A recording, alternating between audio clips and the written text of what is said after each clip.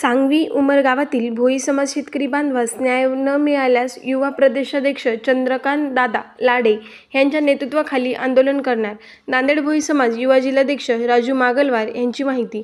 देगलूर तालुक्यातील सांगवी उमरगावमधील भोई समाज शेतकरी यांचे झालेले अतिवृष्टी शेत जमीन वाहून गेली असून लावलेले उभे पीक नुकसान झाल्याने त्यांना शासनाच्या मदतीची गरज असल्याचे तात्काळ तहसीलदार, तलाठी, ग्रामसेवक मंडळ अधिकारी यांनी पाहणी करून सांगवी उमरगावातील भोई समाज शेतकरी बांधवांना तातडीने मदत मिळवून देण्यात यावी, अशी विनंती निवेदनाद्वारे युवा प्रदेशाध्यक्ष चंद्रकांत लाडे यांच्या नेतृत्वाखाली तहसील कार्यालय देगलूर येथे करण्यात आली.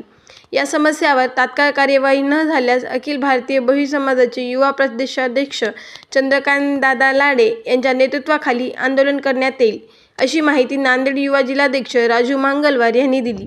यावेळी नांदेड युवा जिल्हाध्यक्ष सतीश उस्किलवाड, लक्ष्मण मागलवार, लालू ननारे, श्रावण ननारे, इरंतराव तोनसुरे, मल्लिकार्जुन पाटी, संजू पाटील, राजू धंडेवार, सुभाष पनकोडवार, भूमना पांचाळ, गंगाराम मागलवार शेतकरी बांधवांची उपस्थिती होती. AMK news channel Nanded.